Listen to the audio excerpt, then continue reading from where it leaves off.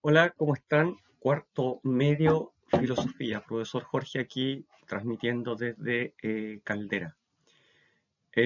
Luego de haber realizado la clase a los tres cursos de visiones sobre la redistribución y la desigualdad, me pareció necesario para que ustedes obtengan una mejor nota en la prueba que se aproxima, realizar una cápsula, una especie de clase grabada a través de la herramienta PowerPoint para que de esa forma puedan elaborar apuntes de mejor calidad acerca del contenido de esta clase, ya que es bastante más técnica, sin perjuicio que de todas maneras llame a la reflexión, ¿bien? Llame a la reflexión sobre la redistribución, sobre conceptos como la pobreza y también sobre la desigualdad, ¿bien?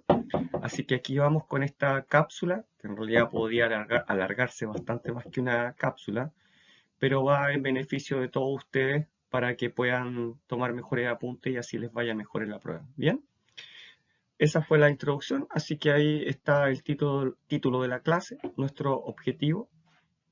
Bien, y comenzamos, ¿cierto? Decíamos que estas imágenes regularmente nos causan bastante impacto. Bien, más allá de la definición que tenemos arriba, ¿cierto? De desigualdad y de la pobreza, siempre generan bastante impacto, son muy emocionales, ¿ya? Decíamos que mirábamos la foto que está debajo del concepto de desigualdad e inmediatamente pensamos tremenda casa. Tiene todas las luces encendidas, la cuenta de energía eléctrica que paga. Lo más probable es que tenga riego automatizado, tiene un vehículo de alta gama estacionado afuera, ya quizá eso que se ve blanco ahí es piedra de cuarzo o arena de una playa. A la izquierda podemos ver una piscina y gran cantidad de áreas verdes, una terraza, ¿cierto? Quizás con vista al mar, quizás con vista a la montaña. Y nos viene ese reniego entonces de la clase social a la cual nosotros pertenecemos. Decimos, ¿por qué tiene acceso a esa calidad de vida? ¿Por qué tiene acceso a tanto? ¿Cómo se ha enriquecido? ¿Y por qué es rico?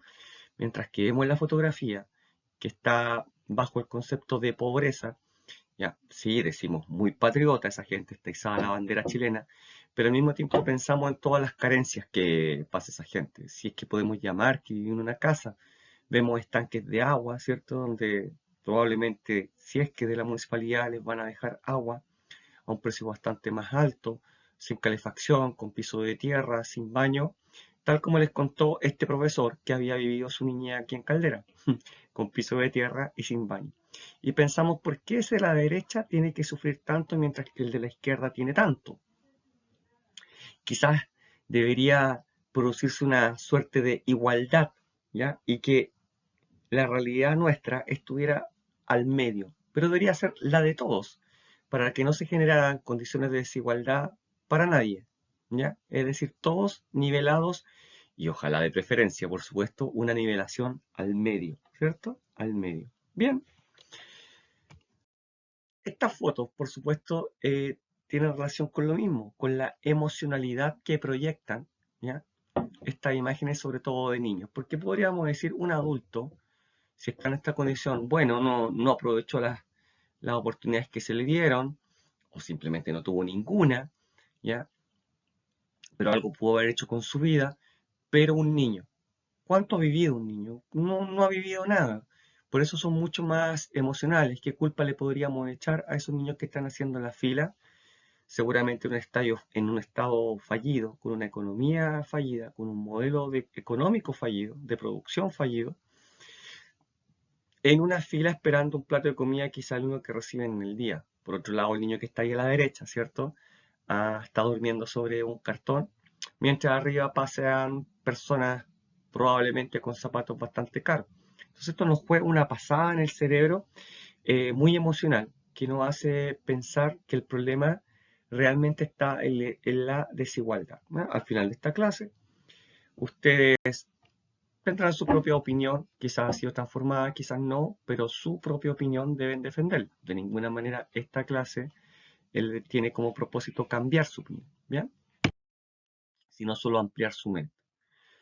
Tenemos un origen de la redistribución, ¿cierto? Y pensamos que probablemente puede ser mucho antes incluso de la revolución neolítica, ¿ya? Cuando nos reuníamos en torno a bandas, a clanes, a tribus, grupos de personas ¿ya? Y había que darle caza a animales bastante más grandes que nosotros, como ese mamut, ¿cierto? Por lo tanto, mientras uno lo perseguían, otros lo emboscaban en el pantano, ¿ya? Y le daban muerte.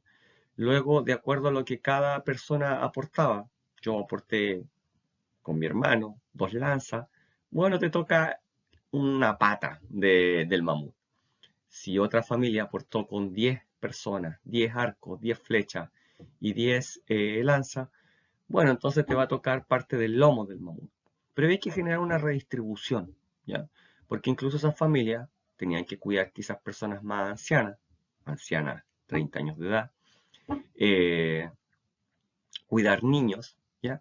Por lo tanto, había que generar una redistribución, porque el niño no podía cazar, la mujer no tenía la fuerza para cazar un mamut, ¿ya? Así que había que redistribuir para eh, preservar la especie humana, ¿ya? Ya, quizá ahí podamos tener origen. Luego ya durante el Neolítico, cuando comprendimos que podíamos cosechar, sembrar, cosechar, ¿cierto? A diferentes especies como el trigo. Y que también ya no era necesario cazar los animales, sino que surgía la ganadería, ¿ya? Y los podíamos tener encerrados en un corral y darle mejor uso a través de recursos como la leche o la obtención de queso, ¿ya? También había que hacer una redistribución, ¿ya? Porque quizá hay esa foto representada por 3 mujeres dedicadas a la agricultura, nos muestra que son 3 familias distintas, con diferentes realidades, con diferentes cantidades de miembros, diferentes edades, ¿cierto? Por lo tanto, había que ahora redistribuir el trigo también en el Neolítico y redistribuir también los animales que se cuidaban en algo similar a una granja, ¿cierto? Había cooperación y ayuda mutua. Bien, ahí tenemos el origen de la redistribución. Y al mismo tiempo tenemos diferentes visiones sobre la redistribución. Ya a partir de la Edad Moderna tenemos diferentes visiones sobre la redistribución, por supuesto, a partir de diferentes autores, que es lo que yo voy a considerar mucho en la prueba. Por eso es que le digo que la prueba es bastante técnica. En primer lugar, hace 500 años atrás surge una teoría ya bastante obsoleta, y es que la riqueza de los ricos proviene de los pobres. ¿Bien? Esta teoría de que hay una torta donde el rico corta un pedazo muy pequeño de la torta y lo redistribuye entre los más pobres, mientras él se queda con prácticamente la torta completa. Es decir, la torta no está bien repartida, como dicen incluso algunas personas el día de hoy, no chorrea hacia abajo. ¿Han escuchado ese término? Ya. A eso se refiere el dogma de Montaigne, un filósofo que vivió hace aproximadamente 500 años. ¿Bien? La teoría de la torta.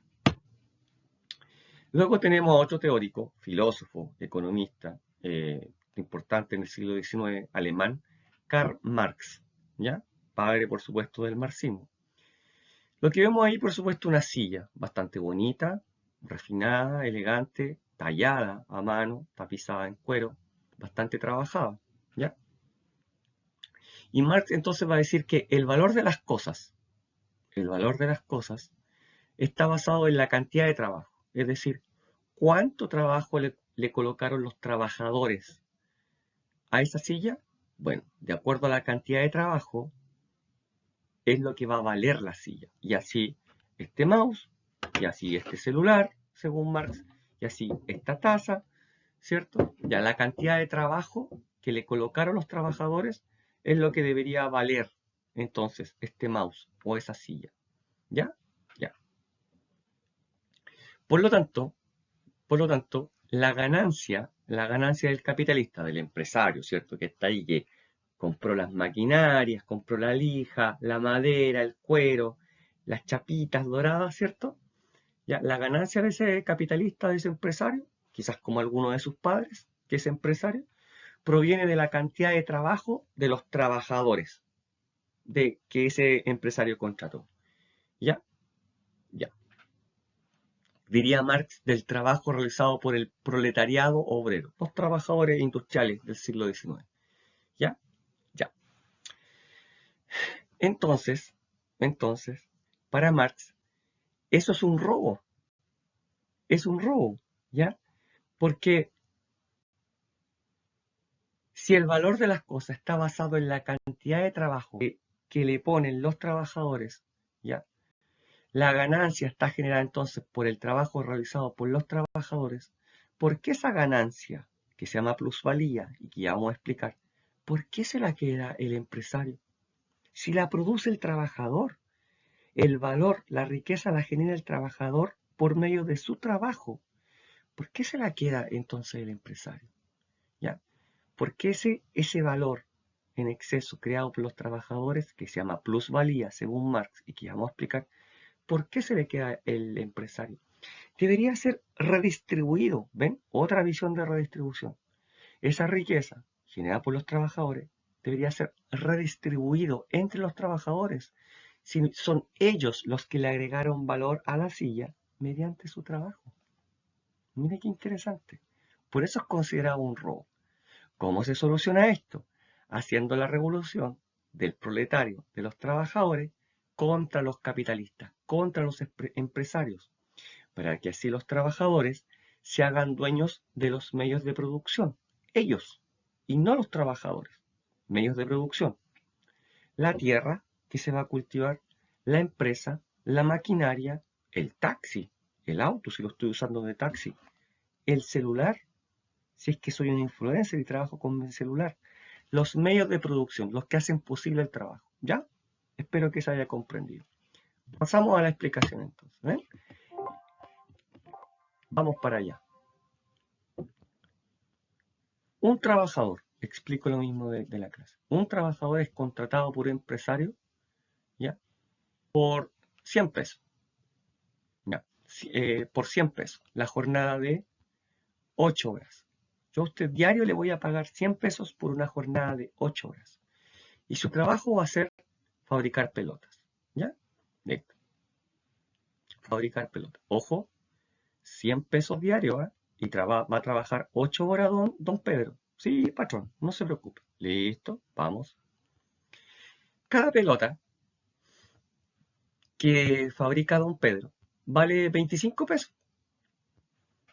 Entonces, en 4 horas de trabajo, don Pedro fabrica 4 pelotas. En 4 horas de trabajo, don Pedro fabrica 4 pelotas. Por un valor de 25 pesos cada una, entonces el total de dinero, de valor, de riqueza que genera don Pedro en 4 horas son 100 pesos. ¿Cuánto dijimos que era el salario de don Pedro? 100 pesos. Por lo tanto, don Carlos Marx diría, don Pedro, váyase para la casa. Si ya hizo su sueldo diario, su salario diario, los 100 pesos ya los hizo, ya fabricó esa riqueza, ya creó esa riqueza. Don Pedro le diría, no, don Karl Marx, tengo que seguir trabajando 4 horas más. ¿Cómo? Claro, tengo que seguir trabajando 4 horas más, porque mi patrón me contrató por 8 horas diarias, 100 pesos salario. Ah, por lo tanto, don Pedro trabaja 4 horas más, fabrica 4 pelotas más y genera 100 pesos más de valor, ¿cierto? Entonces al día genera 200 pesos. Ahora don Carlos Marx le diría, don Pedro, imagina esos 100 pesos que usted creó en 4 horas más de trabajo, en las 4 horas de la tarde. ¿Se las lleva usted para la casa? No. Esa yo se la entrego al empresario. Ahí está el robo. ¿Por qué debería entregarle esos otros 100 pesos por esas 4 traspelotas al empresario? Diría Marx. Si la riqueza la produjo el trabajador creando las pelotas tienen valor porque el valor se lo dio el trabajador, no el empresario. Ahí está. Esa es la explicación. Por lo tanto, ese empresario debería redistribuir toda la riqueza que generó el trabajador, los 200 pesos, entre los trabajadores. ¿Ya? Y don Pedro debería llevarse para la casa los 200 pesos, no 100. ¿Cómo se llama este exceso de valor? Este exceso de valor que creó don Pedro se llama plusvalía, según Marx. Ese exceso de valor, esos otros 100 pesos se llama plusvalía. ¿Quién se los queda? El empresario. Según Marx, es un robo. ¿Quién debería llevárselos? El trabajador. Otra forma de redistribuir. ¿Ya? ¿Comprendido? Espero que sí. Si no, ya saben, me preguntan. ¿Bien? Ya. Ahí están los proletarios, ¿cierto? Sí, proletarios del mundo unidos, dice Marx en el Capital. Pero hay otra forma de redistribuir, ¿ya? Un filósofo liberal a quien se le debe en gran parte que las mujeres voten, se llama John Stuart Mill, ¿ya? John Stuart Mill. Y él dice lo siguiente: la producción y la distribución son áreas distintas y separadas. Difícil de entender explicado de esta forma, pero lo explicamos así. Resulta que un compañero es médico y recibe un sueldo de 2 millones de pesos. Llega el día 30 y va a buscar su cheque. ¿Sí? Mi chequecito, por favor. Ahí está. Contento va saliendo y lo para el guardia y le dice: ¿y usted a dónde va? Y salí con mi cheque de 2 milloncitos, mire, me voy a comprar una tele.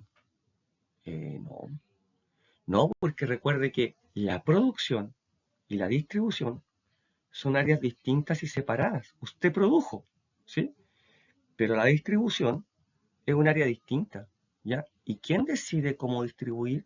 La sociedad, po. Claro, la sociedad es la que se preocupa de distribuir, ¿ya? Y la sociedad es la que elige cómo distribuir. Así que vaya con su cheque allá, a esa ventanilla que dice distribución, lo entrega ahí y la sociedad se va a preocupar de distribuir.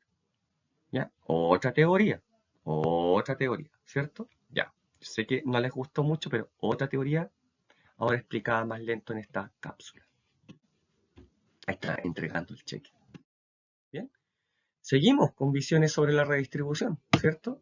Y tenemos este caballo, este es importantísimo para la prueba, ¿ya? Los otros también, pero este es importantísimo. Don Tomás Piketty, o Thomas Piketty, que es inglés, ¿ya? Él es inglés, es economista, ¿ya? Está muy de moda, ¿ya? Él es socialista, ¿ya? ¿Y qué piensa él? Él piensa que cada vez hay más desigualdad en los ingresos, es decir, hay más desigualdad entre los salarios, ¿cierto? Entre los salarios de todas esas personas que están ahí. Los salarios trabajadores hay más desigualdad. Entonces, los ricos cada vez se están haciendo más ricos y los pobres cada vez se están haciendo más pobres. ¿Por qué? Porque los ricos cada vez tienen mayores ganancias, ¿ya? Mayores ganancias. Como cuando vemos en las noticias, las ISAPRES tuvieron tales ganancias, la FP tales ganancias, las clínicas tales ganancias, ¿cierto? Ya. Y esas ganancias son mayor que el retorno, que el crecimiento de la economía. Esas ganancias que se llaman crecimiento del capital, digámosle ganancia, es mayor que el crecimiento de la economía en general. Es decir, los ricos se están haciendo cada vez más ricos, mayores ganancias, y la economía del país no está creciendo tanto. ¿Ya? No está creciendo tanto. ¿Bien? Ya. Entonces, si la ganancia de esos ricos crece cada vez más rápido que la economía, quiere decir que se están llevando la mayor parte y no están aportando a la sociedad lo que deberían aportar. Es decir, ganan 100 y están aportando 10 y se están llevando 90.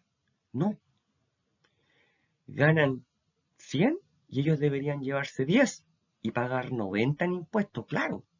Y esos 90 redistribuirlo a la sociedad, a toda la gente que más lo necesita. Esto es así, ¿eh? Esto es el pensamiento de Piketty. Pegarle una gran tajada, ¿cierto?, en impuestos, ¿ya? Y eso redistribuirlo, por eso decimos visión sobre la redistribución. Piketty piensa que hay que redistribuir, ¿ya? Redistribuir gran parte, la mayor parte de la riqueza de los ricos entre los que más lo necesitan, ¿ya? Si gana 100, dejarle 10 y 90 por lo menos redistribuirlo, ¿ya? ¿Se va entendiendo esa teoría de redistribución? Porque la culpa es que los ricos cada vez se están enriqueciendo más, ¿ya? Y yo les decía en clase, ¿se atiende en clínica? Sí. ¿Qué le parece la atención? Espectacular. ¿Le importa a usted que la clínica se está haciendo rica? Bueno, y en la sala ustedes me dijeron que no. Tocamos el caso de un colegio particular, quizás San Lorenzo, quizás otro que ustedes conozcan. Yo preguntaba, ¿les gustaría ir a ese colegio? Probablemente sí, y tener una mejor educación. Si sus padres la pudieran pagar, ¿les importaría que el colegio San Lorenzo se esté enriqueciendo? Probablemente no. Lo que le importa es el servicio, como contraparte a este pensamiento, ¿cierto?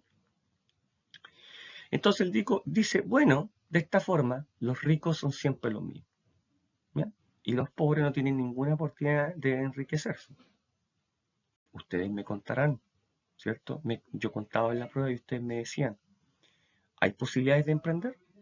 Sí hay de emprender, ¿ya? Probablemente sí. Yo conozco personas que partieron desde la nada y se compraron un carrito de completo y hoy día tienen 3 carritos de completo y no trabajan, ¿ya? A modo de ejemplo, solamente los arriendan. Entonces este caballero, Tomás Piketty, dice que lo que redujo la pobreza fue el estado de bienestar. Lo explicamos en clase, pero ahora lo explicamos mucho más lento y en detalle. ¿Bien? Listo. El estado de bienestar surge posterior a la caída de la bolsa de Wall Street. Ustedes saben, ¿cierto?, que en 1929 se vivió un proceso político, social y económico que surge en Estados Unidos, ¿cierto? Las personas de Estados Unidos, en Nueva York, en la ciudad de Nueva York, ¿ya? Invertían a través de acciones, ¿ya? Invertían a través de acciones y por medio de estas acciones, entonces la gente especulaba en la bolsa e invertía, ¿ya? Ustedes saben que las acciones son un pedacito de una empresa, un pedacito de una empresa. Y entonces la gente compraba acciones. Bien, ya. De un día para otro hay una sobreproducción, ¿ya? Las empresas fabrican muchos productos, ¿ya? Y la gente ya no tiene la capacidad de comprar tantos productos. Bien, ya no tiene la capacidad de comprar tantos productos. Por lo tanto, los productos comienzan a quedar ahí, guardados. La gente ya no los compra, ya no tiene la capacidad. Las empresas bajan la producción. ¿Ya? Esto está pasando en 1929 en Nueva York, Estados Unidos. Bajan la producción. Las personas comunes y corrientes se enteran de esta situación, ¿ya? Y corren a la bolsa de Wall Street a vender sus acciones. Como miles de personas, si no millones de personas, quieren vender sus acciones, ¿ya? Vender sus acciones, las acciones se desploman, ¿ya? Las acciones se desploman, caen las acciones, no valen nada, nada. Inmediatamente se produce una ola de suicidios, las empresas quebran, hay un gran desempleo y Estados Unidos queda con millones de desempleados. Y esta terrible crisis económica golpea también a Latinoamérica. El país más golpeado y más afectado por esta crisis económica es Chile, del mundo, dato real. ¿Cómo solucionamos este problema? En Estados Unidos va a surgir un economista, Keynes, señor Keynes, que va a decir, el Estado tiene que ser empresario. Claro, el Estado tiene que ser empresario. El Estado va a otorgar trabajo por un sueldo chiquitito. La gente va a mover piedras de aquí para allá, ¿ya? De aquí para allá.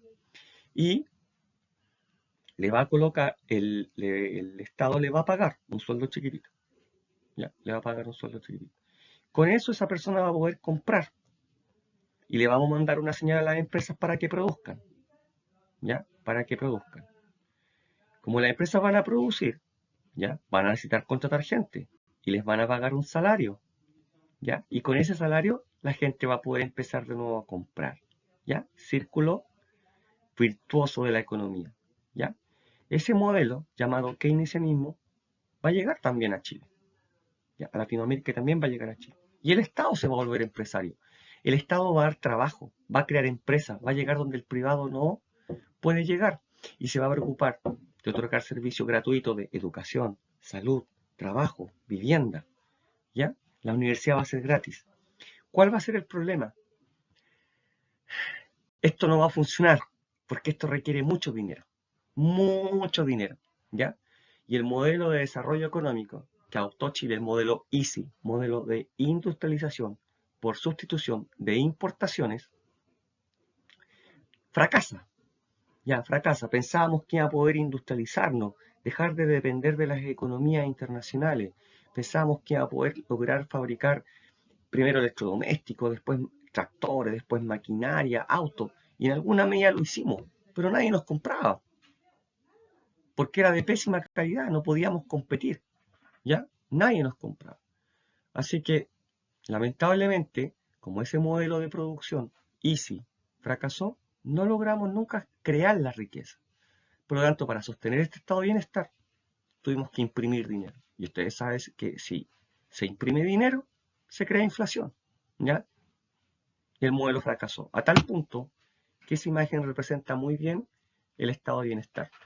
Poblaciones callampas, gente sacando agua del Sanjón de la Guada, poca esperanza de vida, altísima mortalidad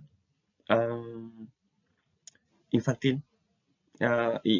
Miren, en 1950 en Chile iban 15.000 personas a la universidad. Hoy día ya vamos casi en el 1,5 millones de personas, ¿ya? Así que imagínense, el estado de bienestar no funcionó. Pero según Tomás Piketty, lo que redujo la pobreza fue el estado de bienestar. Por lo tanto, como él cree que esa es la solución, vuelvo al inicio de la explicación, hay que pegarle una gran tajada de impuestos a los ricos y eso redistribuir a los pobres para crear un gran estado de bienestar, ¿ya? Que entregue de manera gratuita el servicio de salud, educación, trabajo, vivienda. Es que esa es la solución, esa forma de redistribuir, ¿ya? Ya. Ahí está la pregunta. ¿Qué deberíamos hacer antes de redistribuir? Primero hay que crear la riqueza, hay que industrializarse, ¿ya? Y eso en Chile no dio resultado. Y ahora tampoco no estamos industrializados, porque somos países exportadores de materias primas. No exportamos tecnología. ¿Bien? Ya. Teoría de Tomás Piketty explicada. ¿Cierto? Ya está. Vamos.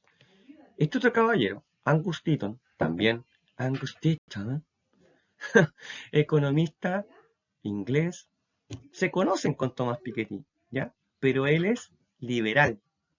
Tomás Piketty, socialista, y Angus Deaton, liberal, ¿ya? Cuando ambos fueron nominados a la entrega del premio Nobel, lo ganó Angus Deaton, no Tomás Piketty. Por lo tanto, ojo con las preguntas sobre Tomás Piketty y Angus Deaton. Vamos con Angus Deaton. Este economista dice, no, esa no es la solución. No es la solución. No hay que redistribuir de esa manera, ¿ya?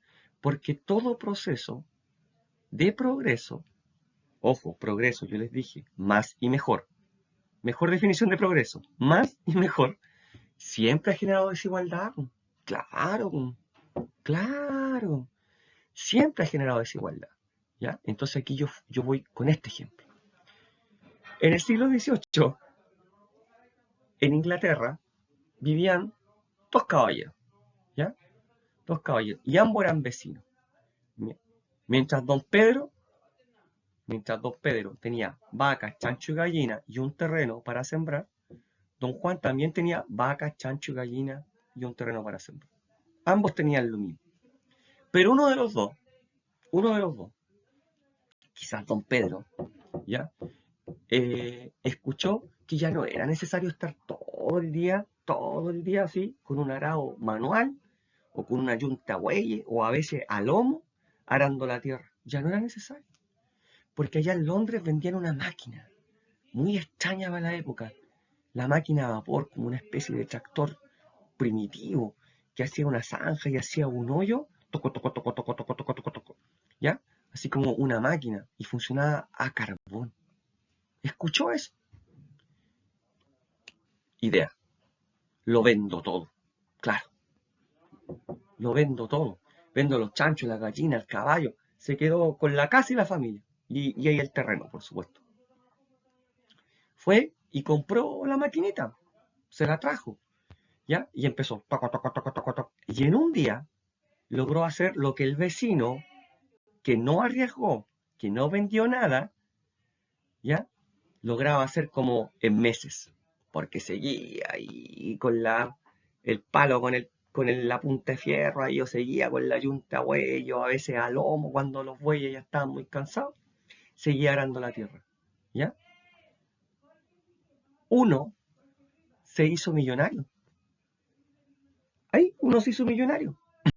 Y el vecino, que tenía lo mismo, que no arriesgó, ¿qué pasó? ¿No? Seguía sembrando, ahí pelando el ajo, sudando la gota gorda, como decía mi abuelito, ¿cierto? Por lo tanto, ahí está el ejemplo.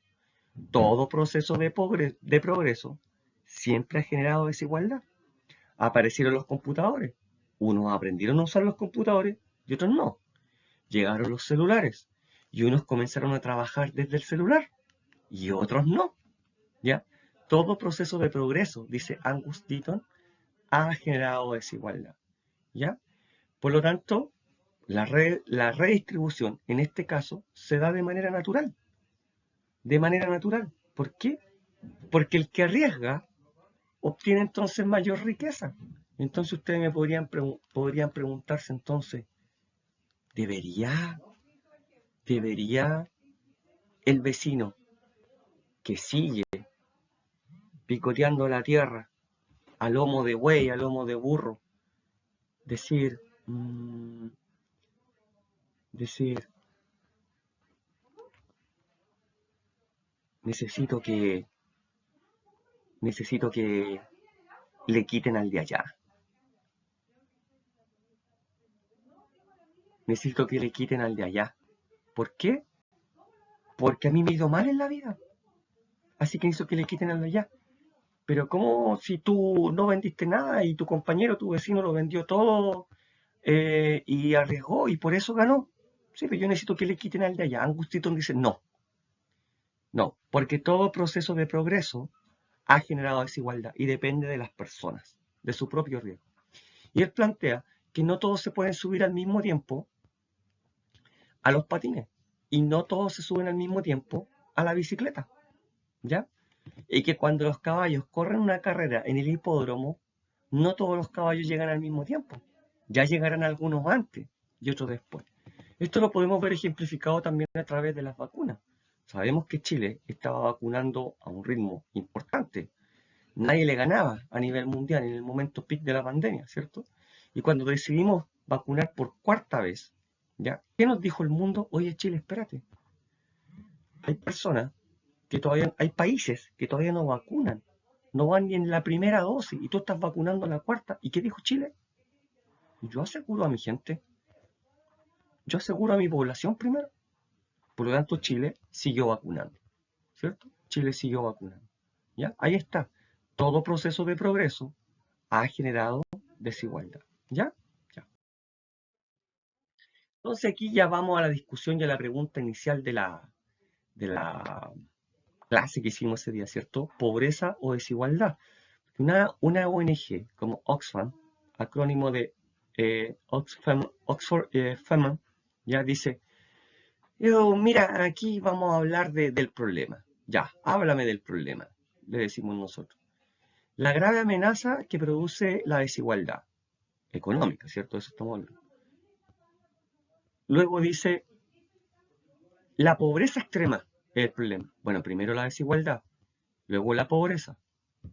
Bueno, ¿cuál es el problema? Luego dice, y aquí está destacado más aún, dice, la brecha entre los más ricos y los más pobres, ¿cierto? Y dice, objetivo de reducir la desigualdad. Pero ¿cuál es el problema, Oxfam? ¿La pobreza o la desigualdad? Porque ambos no puede ser. Ambos no puede ser. ¿Ya? ¿Ya? Listo. Vamos entonces a dilucidar esto, según los autores que yo estoy presentando, según, ¿ya? Según la línea de Angus Deaton. Probablemente otro día veamos la otra línea. ¿Ya? Vamos. Ese caballero, multimillonario, ¿cierto? Multimillonario, Bill Gates.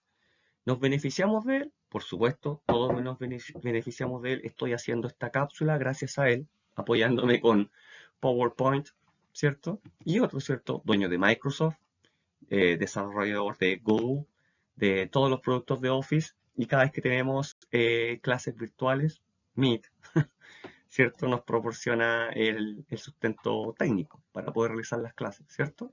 Ya está. Y todos nos beneficiamos de él. Y algunas veces no le pagamos ni la licencia porque vamos y la descargamos pirateada o hackeada, ¿cierto? Ya está. Windows, yo soy de esa generación. Por eso está eso ahí. Bien, vamos aquí. Esto lo explicamos en clase, volvemos a explicar. Ya, en los años, entre la década del 60 y 70, mi papá, dato real, mi papá, ya, un zapatero, tenía una remuneración, un sueldo, un salario, de aproximadamente $1000. Y con suerte, $1000 al año. Al año. Mientras que en la misma década, entre 60 y el 70, el papá de Bill Gates Senior, ¿cierto? Tenía un salario de $2000, ¿ya? El doble. ¿Había desigualdad? Por supuesto que había desigualdad. $1000, $2000. Pasó el tiempo, ¿ya? Y llegamos a mi generación, ¿ya? Mi generación. Y yo percibo actualmente un salario de aproximadamente entre 20 y $23.000 al año, al año. Mientras que el hijo de Bill Gates, ¿cierto? El actual Bill Gates, el dueño de Microsoft, percibe un salario en dólares, yo lo coloqué ahí, le explicaba en la sala, de $100.000. Pero eso no es real, porque la proporción del gráfico debe haber sido prácticamente infinita si es multimillonario. Por lo tanto, yo gano hoy día $20.000 mensuales, mientras que Bill Gates, dueño de Microsoft, gana infinito. Entonces yo les pregunto, ¿se produjo o no se produjo desigualdad nuevamente? Por supuesto que se produjo desigualdad. Una infinita desigualdad entre Bill Gates y yo. Mientras yo tengo un Chevrolet, Bill Gates tiene los Ferrari que quiera tener. Mientras yo tengo una casa común y corriente, Bill Gates vive en una mansión. ¿Se generó desigualdad? Sí. Pero entre uno y otro, ¿mejoró o no mejoró la calidad de vida entre mi papá y yo? Pero por supuesto, porque todo proceso de progreso genera desigualdad, dice Angus Deaton. Por lo tanto, a mí, yo les preguntaba en la sala, ¿me interesa que él ande en un Ferrari y yo en un Chevrolet? A mí no me interesa. No me interesa. Me importa que la esposa Bill Gates tenga una cartera Louis Vuitton y yo tenga una bolsa del supermercado reciclable. A mí no me interesa. Yo pasé de tener piso de tierra a ser propietario de una casa. Pasé de pasé desde que mi papá no sabía leer y escribir y que yo vivía con piso de tierra, pasé a tener mi casa. ¿Ya? Mi papá no sabía leer y escribir, yo pude ir a la universidad, ¿cierto? ¿Ya? Por lo tanto, ¿mejoró o no mejoró la calidad de vida? Sí. ¿Se produjo o no se produjo desigualdad? Sí, se produjo desigualdad. ¿Ya? Pero esa desigualdad a mí no me importa, ¿ya? Porque mejoró ostensiblemente mi calidad de vida entre la generación de mi papá y mi generación. ¿Bien? Esta es la pregunta. ¿Qué pasó entre una generación y otra? ¿Cierto? Y ahí está la comparación. ¿Cierto? Mi papá versus yo. ¿Cierto? Ya está. Listo. Vamos. Este caballero, yo les explicaba que este caballero se llama Deng Xiaoping. ¿Cierto? Deng Xiaoping, que a finales de la década del 70 se lanzó esta joyita. No importa el color del gato, lo importante es que case ratones. Deng Xiaoping, presidente de China, ¿cierto? Y él dice lo siguiente, miren hacia allá, miren a Occidente, miren para allá. ¿Cómo le está yendo a los países occidentales? Miren cómo están creciendo. Y nosotros, dato real, China, estamos sumidos en una economía agraria. Todo el día cosechando, sembrando arroz, cultivando arroz, ¿cierto? La gente a veces se nos muere por millones de personas debido a hambrunas, ¿ya? Tenemos que hacer un cambio, una transformación. Tenemos que adoptar el modelo occidental, capitalista, ¿ya? Por lo tanto, vamos a abrir nuestro comercio, a abrir nuestra economía. El que quiera venir a invertir aquí, que venga. Y nosotros vamos a crear tecnología, absolutamente de todo, y la vamos a exportar a quien quiera. Vamos a posicionar nuestros productos en todo el mundo. ¿Quién podría negar hoy día que China es la principal potencia económica del mundo? El gigante asiático. Revisen en su casa qué cosa no dice hecho en China, ¿ya? Y yo creo que se van a sorprender. Incluso el teléfono que tienen en este momento en sus manos, ¿ya? Por lo tanto, se produce un gran salto económico en China.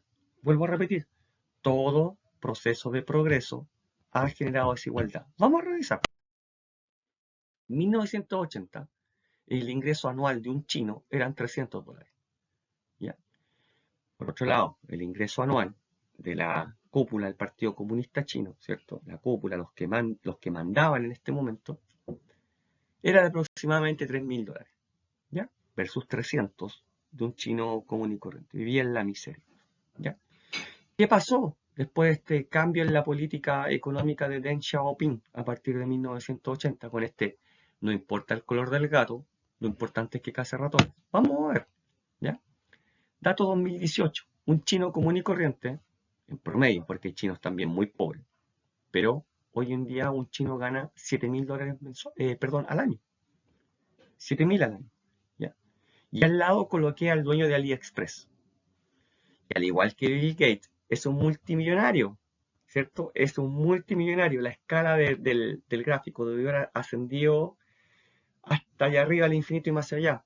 Se produjo desigualdad entre el chino común y corriente del dueño de AliExpress, pero por supuesto que se produjo desigualdad. Pero por supuesto, claro que sí. Tremenda desigualdad, abismante. ¿Y cuál es el problema? ¿Cuál es el problema que el dueño de AliExpress ande en un Ferrari y el otro chino ande en un Chang'an o en una moto? ¿Ya? Si ese chino y yo, en el gráfico anterior, ¿qué es lo importante? ¿Salimos de dónde? De la pobreza, diría Agustito. Esto no lo digo yo, esto lo dice Agustito. Lo sacamos de la pobreza. Eso es lo que diría. Oye, pero es que sigue habiendo desigualdad. ¿Pero cuál es el problema? Si mira, Jorge Ramírez fue a la U, es dueño de una casa, de un auto, ¿ya? Se va de vacaciones a Brasil. ¿Ya? ¿Cuál es el problema? Es que sigue habiendo desigualdad, diría Tomás Piketty. Sí, pero Agustín diría, pero lo sacamos de la pobreza, a ese chinito y a Jorge Ramírez. ¿Ya? ¿Se entiende la idea? Yo creo que sí. Si no, me preguntan, ¿qué pasó entre una generación y otra? ¿Cierto? Y ahí está la comparación. El versus, ¿cierto? 1980-2018. Entre un chino común y corriente y otro chino común y corriente. ¿Ya? Vamos. Hay diferentes teorías de la justicia social. ¿Ya? Teorías de la justicia social en este caso. ¿Ya? Vamos. Hay una teoría que dice a cada quien según sus necesidades. ¿Ya? Entonces, ese matrimonio que tiene muchos hijos, ustedes me dijeron 15, 16, 18, 20, tiene muchos hijos. ¿Ya? Está el papá, la mamá y muchos hijos. Según esta teoría, de a cada quien según sus necesidades, yo tendría que preguntarle a ese matrimonio, ¿qué necesidades tiene usted? Bueno, tengo muchas necesidades, tengo 20 hijos, mi esposa está enferma, por lo tanto yo no puedo trabajar porque tengo que cuidar a mi hijo, a mi esposa, y tengo varios hijos enfermos también. Ah, miren. ¿Y cuáles son sus capacidades? Bueno, muy poquitas, no tengo muchas capacidades, sé hacer aseo. Ya, miren. Si usted puede trabajar haciendo aseo, le vamos a pagar éticamente, desde una perspectiva ética y moral. Le vamos a pagar un sueldo de 100.000 pesos por cada persona que habita en su casa y de la cual usted es responsable. Si son 20 personas por 100.000 pesos cada una, 2 millones de pesos. Así que su empleador, ahí el dueño del supermercado, le va a pagar 2 millones de pesos. Ah, ¿cómo estamos? Pucha, muchas gracias, súper bien. Me va a alcanzar poquito, pero muchas gracias. Su empleador, el dueño del supermercado, va a decir, tengo que pagarle de forma ética, según sus necesidades. Ya, ningún problema. Ahí está, te pago los 2 millones de pesos. Pero ese dueño del supermercado no va a perder. Por lo tanto, ¿a quién le pasa el costo? Diría Agustito. Se lo pasa a todos nosotros. Entonces al otro día la lata de atún está a 5.000 pesos. El kilo de pan a 6.000 pesos. Y el litro de aceite a 10.000 pesos. Y ahora todos somos más ricos, más pobres.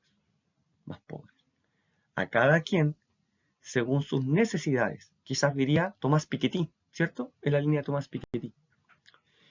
¿Qué empezaría a decir Agustín? No, no a cada quien según sus necesidades. Quizás Agustín diría, eso lo explicamos en clase, ¿lo explico de nuevo? Pongo en pausa Agustín, vamos entonces. Por otro lado, según Tomás Piketty, un matrimonio de médicos, sin hijos, exitoso, fueron a hacer un posgrado a Alemania, volvieron y descubrieron una vacuna contra la hepatitis tipo 2, ¿ya? y ahora la quieren desarrollar en Chile. Como son dos, les preguntamos, ¿y ustedes qué necesidades tienen? Bueno, comer. Claro, comer, estamos bien, necesitamos comer solamente. Bueno, entonces con el sueldo mínimo a cada uno, que sumaría aproximadamente 800.000 pesos, ustedes tienen, se arrendan una pieza, pagan luz, agua, internet y comen. ¿Le alcanza? Claro, claro que les alcanza, porque a cada quien según sus necesidades. Ahí ustedes me dirán qué tan moral o qué tan ético les parece, ¿ya? Porque esta gente, este matrimonio médico, no tiene las mismas necesidades que el otro caballero con muchos hijos. Tomás Piketty quizás diría esto. Vamos con Angustito. Angustito empezaría a decir, a cada uno según su elección. A cada uno según su elección. Yeah.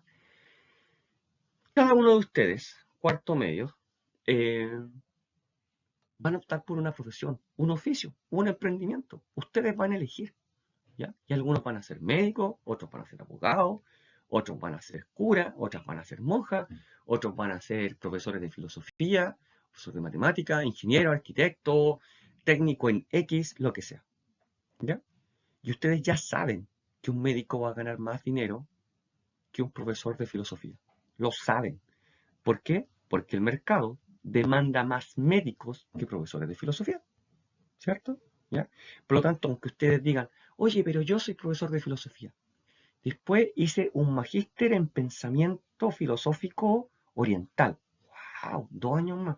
Y luego hice un doctorado en pensamiento filosófico de las tribus maoríes que vivieron en Oceanía en el siglo XV. Oye, pero qué espectacular. Ahora les pregunto a ustedes, ¿quién necesita un profesional con ese doctorado? No hay demanda de eso. Quizás se requiera uno, dos, en todo el mundo. En cambio, médicos se requieren más. Por lo tanto, ¿cómo se les va a pagar el salario? ¿Cómo va a hacer justicia social? Pagándole a cada uno según su elección. ¿Y quién va a regular eso? El mercado, según la oferta y la demanda. ¿Listo? ¿Avanzamos? Vamos. Pero hay otra teoría de la justicia social, en el niñito ahí. A cada uno según sea elegido. A cada uno según sea elegido. Interesante, ¿eh? ¿Cómo me eligen a mí? ¿Y quién me elige a mí?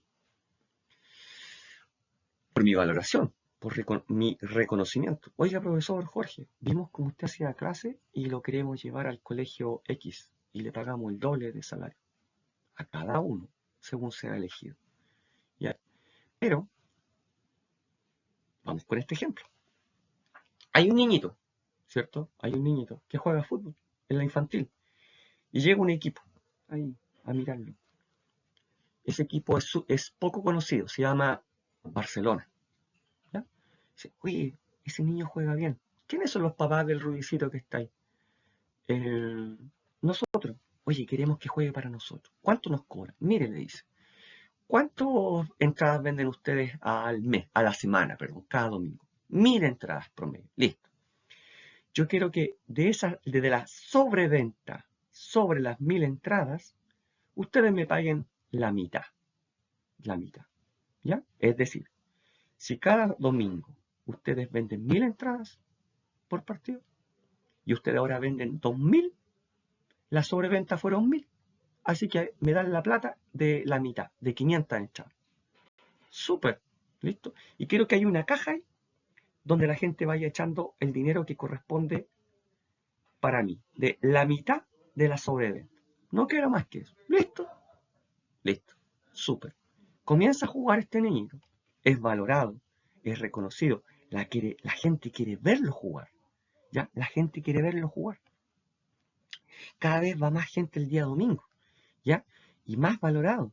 Y más reconocido. Y se gana la plata sin engañar a nadie, jugando al fútbol. Por lo tanto, en ese equipo, este niñito empieza a crecer.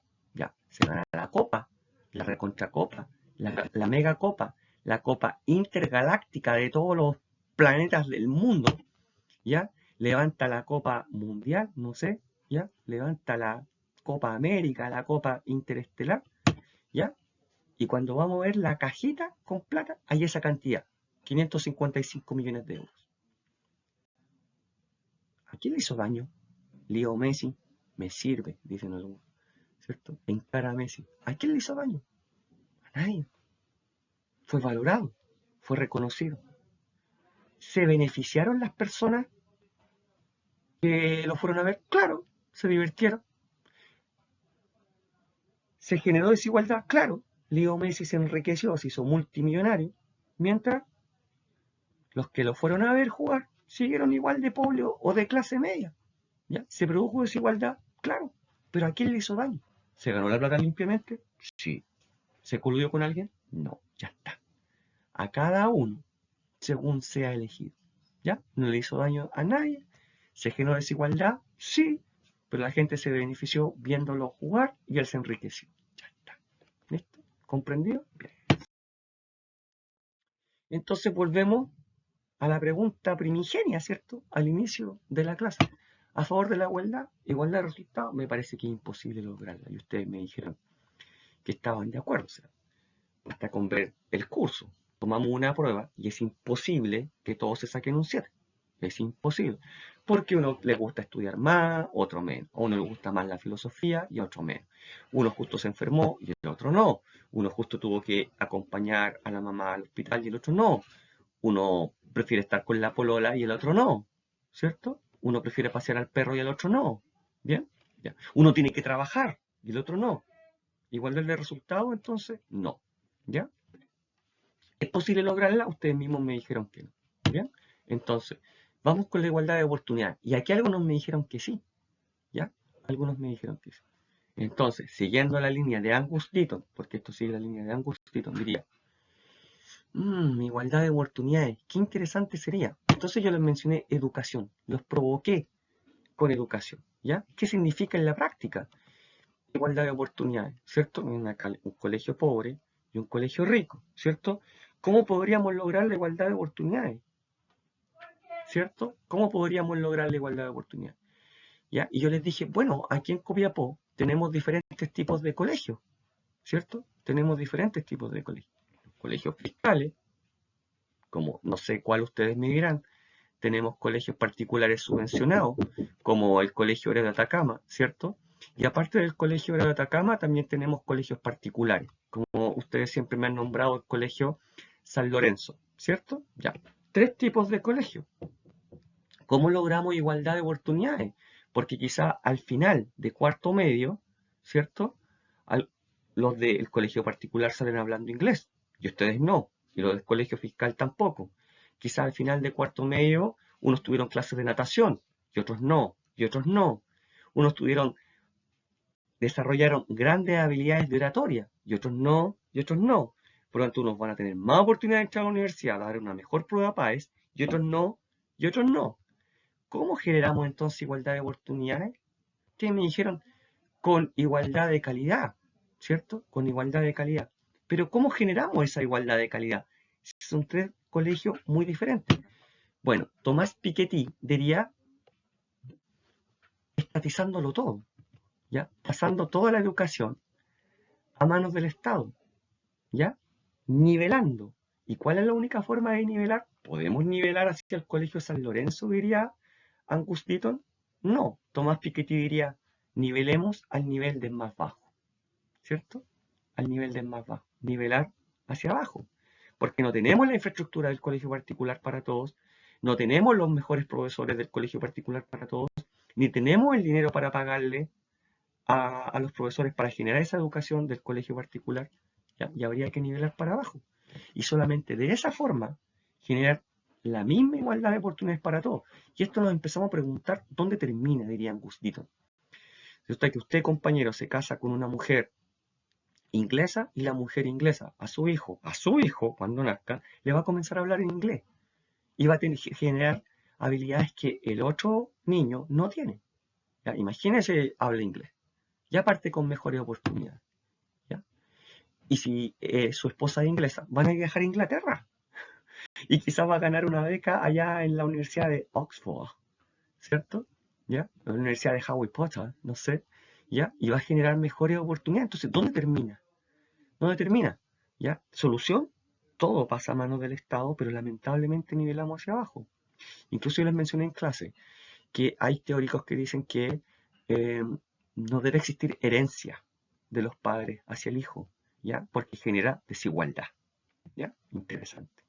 Yo les propongo, y si mejoramos las oportunidades para todos, esto diría Agustino, mejorarlas para todos, ¿ya? Y no pensar, quizás como pensó un ministro, ¿ya? Muestro estas imágenes para pensar dónde termina esto de la desigualdad, ¿cierto? Alguien le va mejor con las mujeres que a otro, alguien tiene un mejor auto que otro, o alguien tiene una mejor cartera que otro, ¿cierto? ¿Ya? Un ministro que una vez dijo, un ministro chileno, me parece que en el gobierno de Bachelet 1 o 2, dijo que la única forma de generar igualdad de oportunidades para todos en educación, miren esa frase, dice, ¿por qué no lo entrenamos más? ¿Por qué no le das mejor comida al que va descalzo? Bueno, porque primero tengo que bajar al otro de los patines. Es decir, al que va al colegio particular, bajémoslo de los patines para que se genere igualdad con el otro. Bueno, por supuesto tuvo que salir a pedir disculpas y arrepentirse hasta el día de hoy de sus dichos. ¿Ya? Este ejemplo es el ejemplo más o menos geográfico que yo les di, ¿cierto? Un mismo territorio, que una vez fue un mismo país, ¿ya? Corea, y que por transformaciones políticas lamentablemente quedó dividido, Corea del Norte y Corea del Sur, con diferentes sistemas de redistribución, con sistemas diferentes de justicia social, ¿ya? Un país, el Corea del Norte, no, muchas veces no puede sostener su sistema de energía eléctrica. Bueno, ya Corea del Sur, ya lo vemos, ¿cierto? Bien.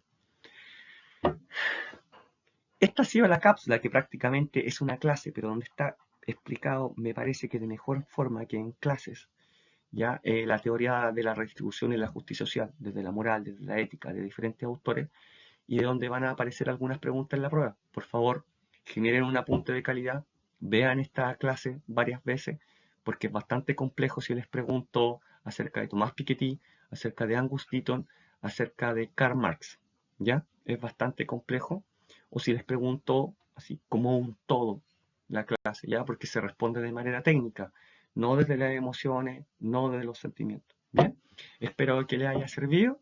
Ustedes saben mi correo, saben dónde me pueden encontrar y estoy disponible para ustedes 24/7 prácticamente para que me hagan cualquier tipo de pregunta. Bien, éxito, pásenlo bien, cuídense, nos vemos el siguiente día.